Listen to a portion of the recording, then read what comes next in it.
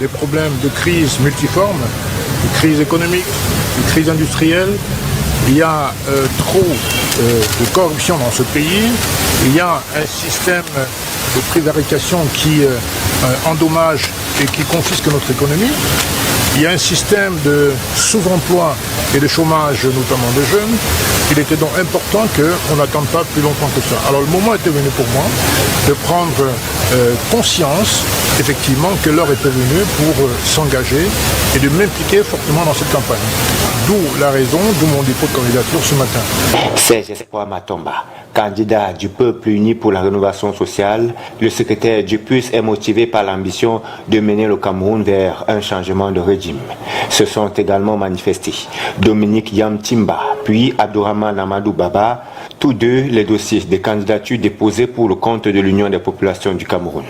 Deux candidatures pour un parti soumis à l'examen de l'ECAM. La commission devra également étudier les dossiers, notamment de Jean-Marie Fomo Ngota, le candidat du parti Renaissance sociale démocratique du Cameroun RSDC, Vincent Sosten Fouda et Somba, président du mouvement camerounais pour la social-démocratie MCPSD, André Teabo, candidat du Parti socialiste populaire camerounais, Alfred Ongba Ondoar, candidat indépendant, entre autres.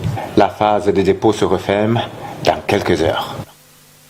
Évidemment, c'est un reportage d'Olivier Bouzique qui date d'hier lundi. Il faut noter que l'UPC, c'est finalement 3 candidatures déclarées avec, pour compléter, celle de Jean Baebek.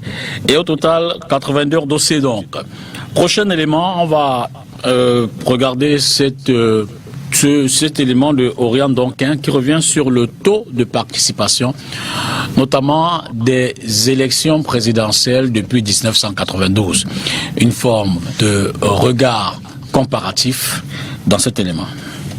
La mobilisation des électeurs est un défi majeur auquel fait face le Cameroun à quelques mois de la présidentielle de 2025. Avant d'entrer dans cette 6e élection présidentielle, après l'avènement du multipartisme, jetons un coup d'œil dans le rétroviseur et intéressons-nous au taux de participation lors des échéances antérieures.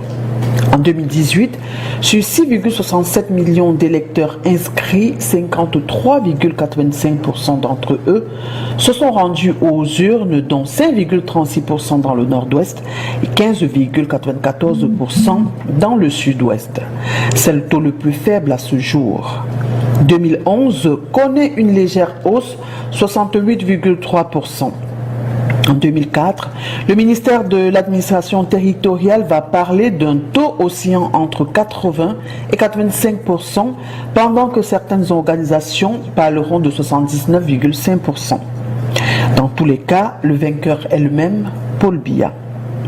83% en 1997, c'est le taux record de participation.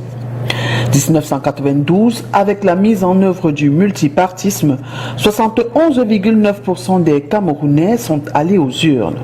Petit calcul mathématique, de 1992 à 2018, la moyenne de participation aux élections présidentielles est de 61,9%, avec des pertes notables entre 2004 et 2011, moins 13,7 points, et moins 14,45 points entre 2011 et 2018. Sachant que le pic de participation est en 1997, 83,10%, et le taux le plus bas en 2018, 53,85%, la perte globale est d'environ 30 points. Loin des calculs, la crise dans les régions du nord-ouest et du sud-ouest, la menace Boko Haram dans l'extrême nord, la méfiance envers le processus électoral sont des éléments qui ont contribué aux abstentions dans plusieurs régions du Cameroun. 2025 est là. Le compteur d'Elections Cameroun affiche environ 82 millions d'inscrits.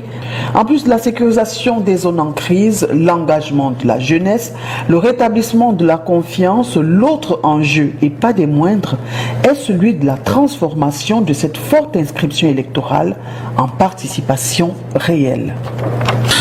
Au regard de ce florilège de candidatures déclarées, le professeur Viviane Ondoa a tenu à réagir. Je vous prie de suivre sa réaction. C'était en journée sur les réseaux sociaux. On va la partager avec vous, nos téléspectateurs. Alors, je suis très inquiète. Je suis à la limite très préoccupée. Et dans tous les cas, ce qui se passe au Cameroun ne pourrait laisser aucun citoyen normal indifférent. Ce qui se passe au Cameroun est simplement triste. C'est grave. Et moi, je pense que lorsqu'on observe effectivement l'actualité, on a de bonnes raisons d'être inquiet. On a de bonnes raisons d'avoir peur. Comment pouvez-vous imaginer qu'on ait 81 manifestations de candidature au poste de président de la République? Comment c'est possible? Comment c'est envisageable? Mais en fait, c'est révélateur de graves dysfonctionnements du point de vue de la gouvernance.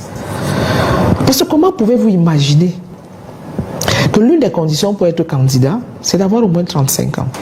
Et puis vous avez quand même un individu qui se lève, qui a 31 ans, qui va déposer sa candidature, et puis plus est, la candidature est reçue. Comment? La norme ne dit plus rien à personne. Seulement la norme, la conformité. Et ça, je le décris depuis toujours. Les mandats sont violés, on a 40 ans au poste, 43 ans, 25 ans, et tout ça ne dit rien à personne, ça ne fait peur à personne. Et dans tous les cas, ça se répercute dans tous les secteurs. Ce n'est pas simplement un secteur isolé. Voilà un cas triste. Comment pouvez-vous imaginer que vous ayez des partis politiques et 2 candidats, 3 candidats, à date, qu'on ait même à tergiverser ou à se poser la question de savoir, un parti a dit qui est son président ou qui sont les instances qui sont les membres qui sont au niveau du management de ce parti. Comment peut-on imaginer que même les diligences juridiques ne puissent pas nous permettre d'éviter? Le professeur Viviane Dondoa, spécialiste des questions de gouvernance, plaide évidemment pour un premier filtre avant la session délibérative du Conseil électoral de l'ECAM sur la déclaration des candidatures, évidemment. C'est au regard de cette avalanche de candidatures. Dernier élément qu'on a préparé ce soir, c'est la suite de notre série avec Henriette Ekwe qui revient sur le fait marquant de l'élection présidentielle de 1997. On écoute.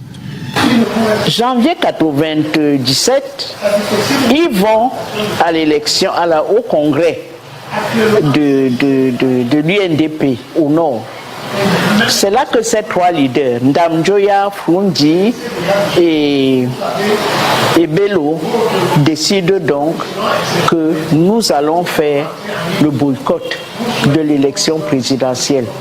Les gars se sont débattus. Les gars ont dit jamais. Et ça a pesé.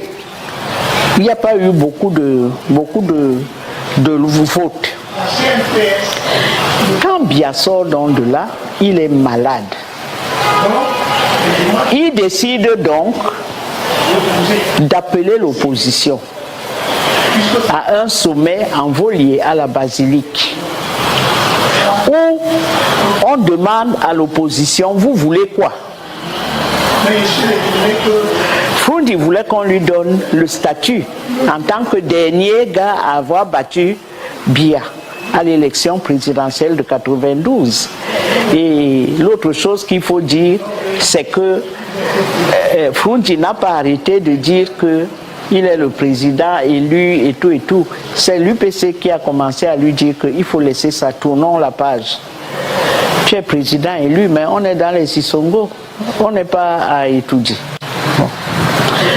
C'est là que Frundi a un peu abandonné ça.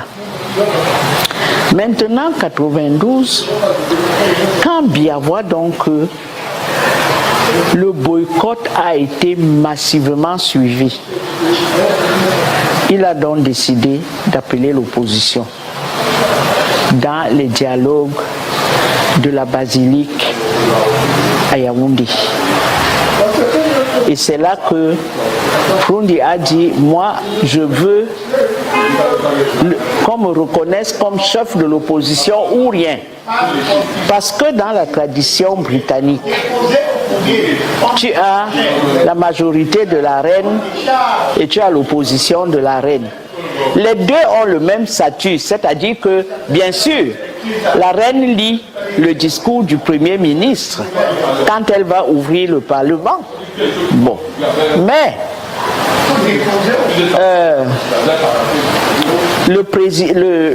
à chaque événement, le gars qui est Premier ministre, le parti qui a gagné est là, le Premier ministre est là, mais son opposant aussi est là. C'est comme ça en Angleterre. Les conséquences de l'élection et du boycott donc de 97, ça a été l'ouverture des dialogues de l'opposition avec le RDPC. Bon. Froundi a refusé de signer.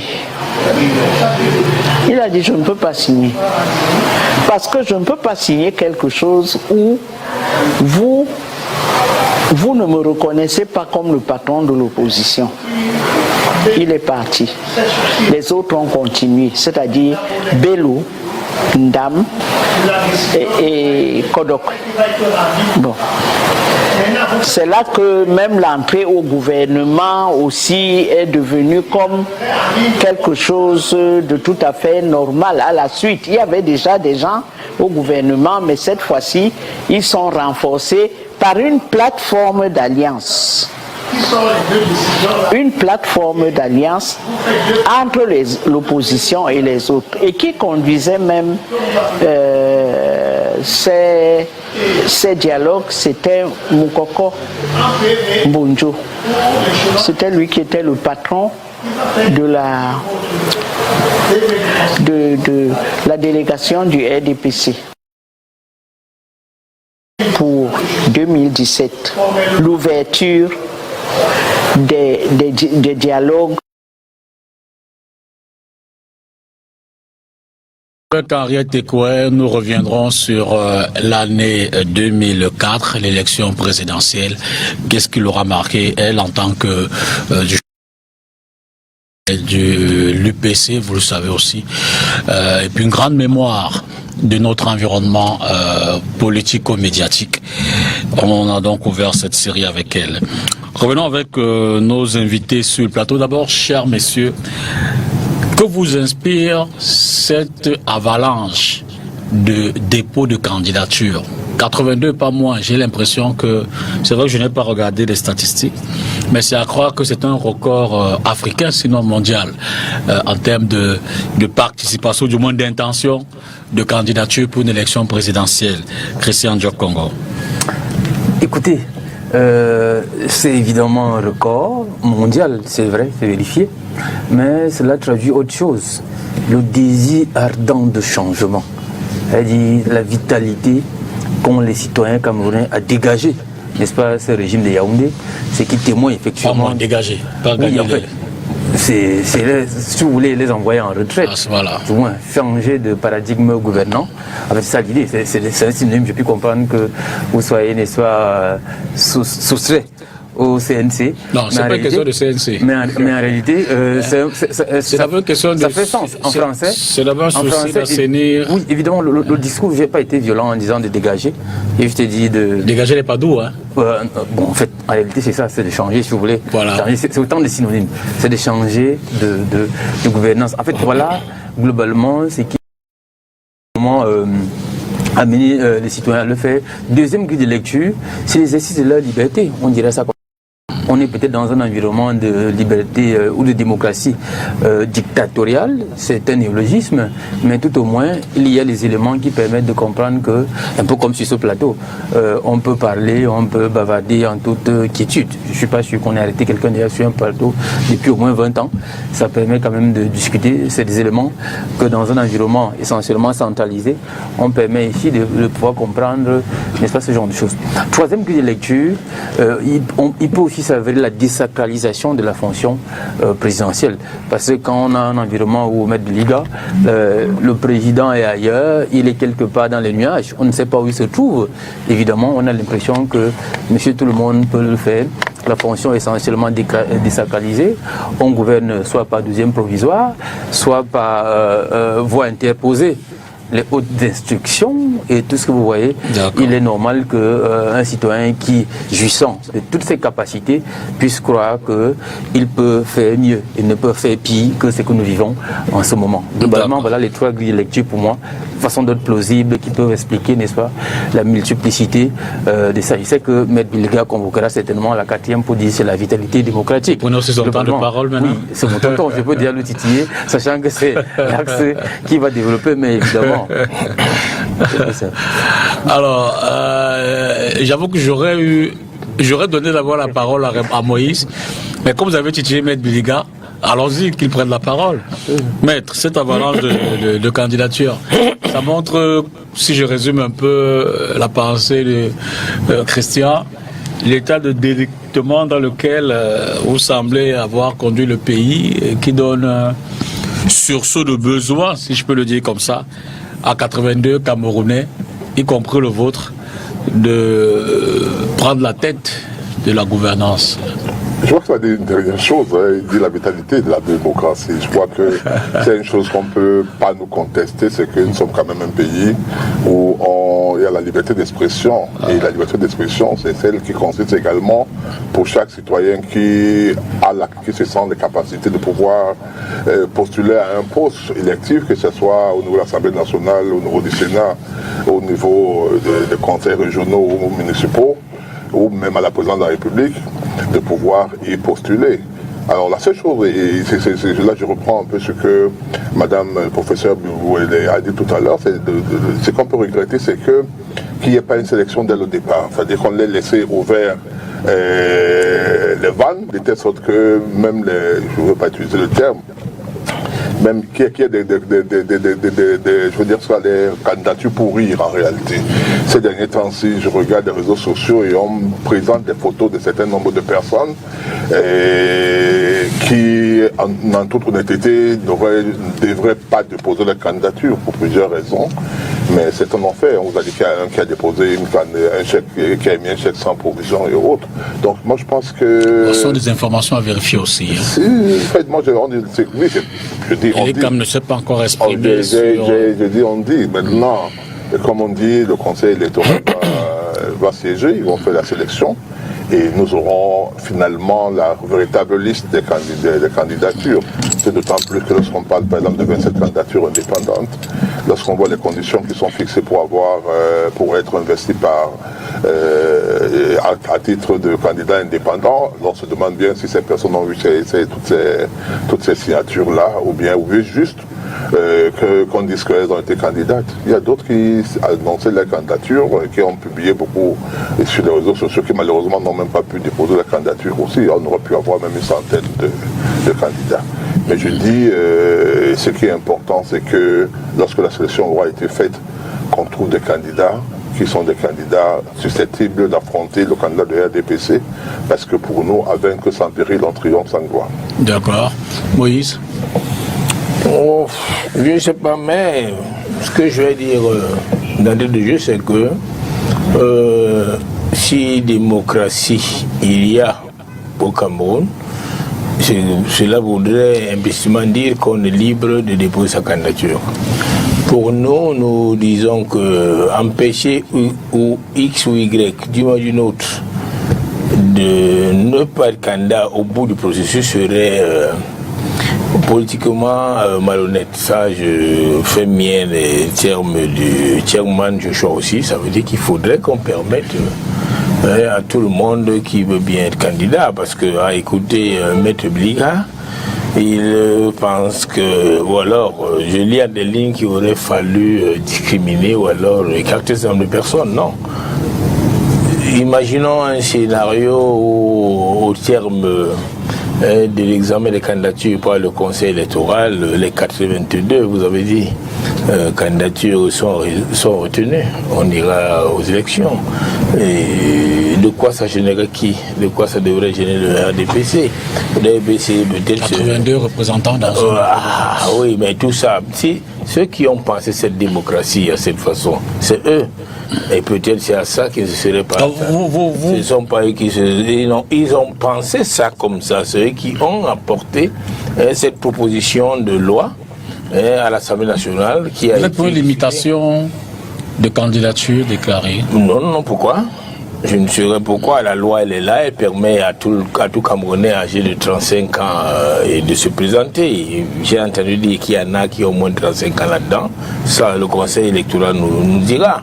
Alors, ceux qui le faisaient quand ils pensaient cette loi n'ont pas envisagé qu'on se retrouvait dans cette situation. Aujourd'hui, ça semble commencer à poser problème.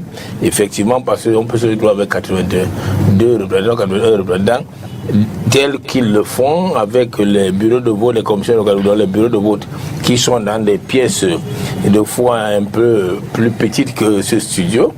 Ils n'ont qu'à être conséquents, mais nous, le problème c'est quoi? Le problème c'est que nous sommes engagés dans une élection qui aurait le 12 octobre. Nous disons aux Camerounais de ne pas tenir compte de tout cela. Disons aux Camerounais que c'est l'occasion ou jamais pour en finir avec ce régime. Et il faudrait que les Camerounais restent lucides, restent déterminés. Nous disons aux Camerounais qu'il faudrait qu'ils restent vraiment engagés, quel que soit ce qui devra arriver. Quand j'écoute les informations et tout ce qui nous revient des spéculations par rapport... vous savez, les candidatures, ça fait long débat. Et après, maintenant, nous sommes à la seconde phase, c'est-à-dire nous attendons que le directeur général de l'élection Cameroun transmette les dossiers au Conseil électoral pour examen au fond. Et déjà, ça va dans tous les sens, tel ne sera pas candidat, tel sera... Ça, c'est écarté. Donc nous pensons, nous, qu'il faut que le peuple camerounais reste serein, que le peuple camerounais fasse confiance aux instances habilitées de par la loi électorale, le code électoral, pour examiner les candidatures. Et donc, au bout de ce processus, nous donne la liste des candidatures. Et quand les candidatures seront déclarées, on n'apprend pas. Le peuple voudrait qu'on aille vers des concertations multiples et qu'on essaye d'aller dans le sens de ce qu'il veut, c'est-à-dire le changement. La clameur est tellement grande que je crois que si peur il y en a, elle devait être beaucoup plus du côté de mon frère aîné à gauche que du côté qui est le nôtre, c'est-à-dire nous qui sommes de ce qu'on appelle l'opposition. D'accord. Alors, le thème de ce soir est donc intitulé « Candidatures multiples et les CAM face aux divisions internes des partis politiques ». Je précise déjà, chers amis téléspectateurs, que vous pourriez participer à l'émission à travers le numéro qui est affiché 673 657 555 pardon. Vous envoyez vos messages et en fin d'émission, on aura le plaisir de les lire et qui sait peut-être d'avoir les réactions de nos panélistes également. Joseph Claude Biliga, le RDPC, 2 candidatures déposées. Vous êtes serein? Y a-t-il un risque au regard de ces 2 candidatures déclarées malgré la discipline du parti? Article 121. Ah, vous m'attendiez, hein? Article 121. Les candidats peuvent être 1. Soit investis par un parti politique, 2. Soit indépendants. Article 122, alinéa 2. 3e point. La déclaration de candidature est accompagnée de la lettre de présentation et d'investiture du parti cautionnant la candidature du postulant le cas échéant. Je crois avoir répondu à votre question. Sans plus de commentaires. Il y a une seule personne qui est habilitée à signer cette lettre cautionnant la lettre d'investiture, la présentation et d'investiture du parti. D'accord. Alors du candidat.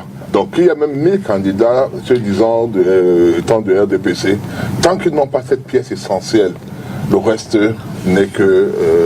je ne parle pas des autres conditions, hein, parce que certains vous disaient que d'autres camarades Onana est en France depuis je ne sais pas combien d'années. Non, pas beaucoup, pas d'années. Je crois qu'il était récemment au Cameroun dans tous les cas. Non. Peut-être de passage. Où il réside, oui. Voilà. Souvent question de passage, où il réside. Donc maintenant, je ne traite pas de là, je crois que j'ai répondu. Le code électoral répond très clairement à ce débat. Alors, Christian Claude, après les deux candidatures du RDPC, on a enregistré les deux candidatures du MANIDEM, les trois candidatures de l'UPC, les deux candidatures de Univers. Et de suite, l'opinion s'est dit, pour faire jeu égal, pour qu'on ne donne pas l'impression que le RDPC seul pourrait être pris dans la nasse, autant multiplier d'autres candidatures sous fond de soupçons d'instigation ou d'incitation de création d'autres candidatures. C'est tellement compliqué à le dire dans les autres partis politiques. Des citations. Voilà. En fait, moi, je respecte ceux qui sont candidats. Voyez-vous, au terme des conditions, il faut être déjà des citoyens jouissant de toutes les capacités, et ayant une vision, ayant un projet. Je suppose a priori que tous qui sont candidats, quand vous suivez les interviews, on l'a suivi là, ont un projet pour le Cameroun, ont une vision. Donc chacun de nous ici peut être président, a une vision, un projet pour le Cameroun. Bon, évidemment, si on s'en tient, je veux dire à Maître Biliga, lui et moi avons été au contentieux des listes plusieurs fois, il y a une jurisprudence, la jurisprudence UPC, qui existe, c'est-à-dire le contentieux des listes. C'est-à-dire quand il y a deux listes, au sens de la disposition m'échappe un peu, les deux listes doivent être simplement rejetées. C'est-à-dire le conseil électoral, en théorie, devra rejeter toutes ces candidatures qui viennent de même parti politique, en théorie. Et parce que le conseil électoral, en principe, n'est pas le juge de la légalité des partis politiques, ça n'enlève pas de sa compétence. C'est le conseil constitutionnel, évidemment. Oui, mais sauf que le conseil constitutionnel regarde les pièces qui sont là. Oui, et parmi les pièces, il y a une qui est celle de la présentation. Donc, dès lors qu'on a cette pièce, dès que cette pièce manque dans un dossier, c'est un motif de rejet. Donc, on ne peut pas parler de candidatures alors que l'un des candidats ne remplit pas les conditions prévues par la loi, dont notamment celle relative à l'investiture. Mais moi je suis encore... Dans le cas de l'UPC, dans le cas de l'UPC, le problème se pose parce qu'il y a contestation au niveau de la direction du parti. Il y a plusieurs. C'est ça le véritable problème. Tant qu'il n'y a pas de contestation quant à la personne qui est autorisée, qui est habilitée à donner la lettre de parrainage, je veux dire d'investiture, le problème ne se pose pas. Maître, vous m'aidez effectivement dans votre argumentaire. Monsieur Léon Télé-Onana conteste évidemment le directoire actuel du RDPC et donc on est mutatis mutandis dans le cas des UPC. Oui, mais la question, aussi globale. Je vous relance. Monsieur Onana conteste le directoire de l'UPC. Du RDPC. En ce moment, indépendamment de cette contestation, Elekam reconnaît quel directoire qui est habilité pour Elekam à déposer la candidature du RDPC. Elekam n'a pas cette compétence. Elekam n'a pas cette compétence. Je parle sous le... Est-ce que M. Onana vient avec la pièce concernant l'investiture? Effectivement, nous ne connaissons pas le dossier, le contenu des dossiers. Okay. Mais on peut aller en conjecture. On peut conjecturer un peu, monsieur Dipita Tongo. Et j'ai suivi un peu, j'ai lu Léon Teller. Léon Teller vous dit évidemment qu'il n'y a pas une instance, ou il n'y a pas une disposition, mais je crois que vous avez le livre jaune avec vous, de votre parti politique, il n'y a pas une disposition qui dit qui investit le parti aux différentes élections présidentielles. Il n'y a pas une disposition, il n'y a pas un test. Et donc, c'est vide. Il subordonne donc qu'en théorie, au moins on reconnaît que c'est le président du comité de base qui lui donne la qualité de militant, et donc qui peut lui donner également la qualité d'investiture. Et donc, voilà autant d'éléments. Le candidat du parti à l'élection est le président du parti. Non. Pour le moment, nous n'avons pas deux présidents du parti. Mais je sais que vous êtes un brillant avocat, cher René. En droit, les termes, évidemment, ne veulent pas dire la même chose. Entre le candidat et l'investiture, c'est deux choses bien différentes. Et celui qui donne l'investiture, c'est deux choses bien différentes. C'est-à-dire signer le document.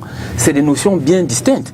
Il y a un candidat, si on peut appeler ça comme ça, je suis généraliste, vous avez un candidat naturel, mais il n'y a pas une disposition de votre statut qui dit évidemment qui signe l'investiture du candidat, ou du moins à qui on doit seulement accorder l'investiture.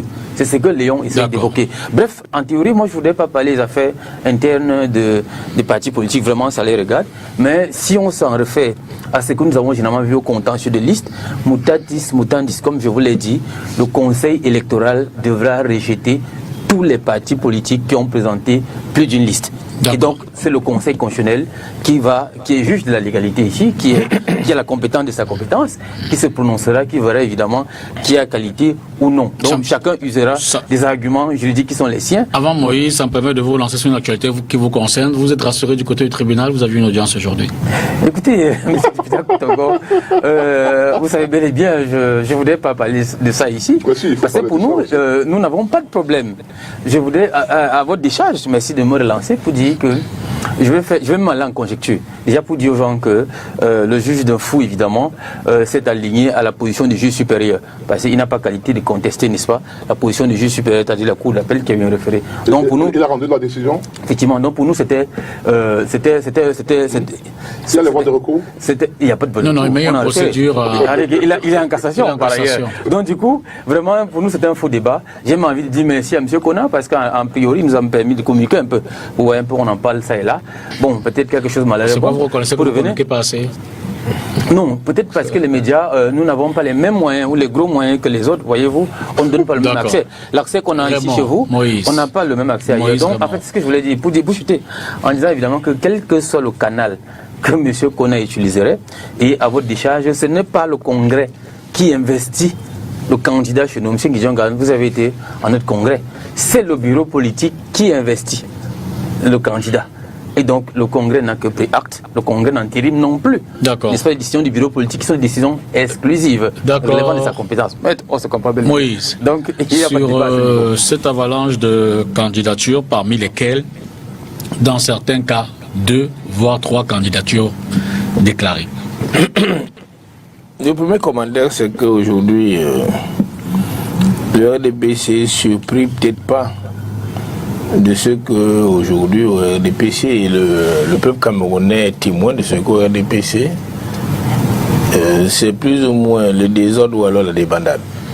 Il y a 2 candidatures. M. Biliga peut s'en défendre autant qu'il peut, mais il y a 2 candidatures. C'est-à-dire qu'il y a la candidature de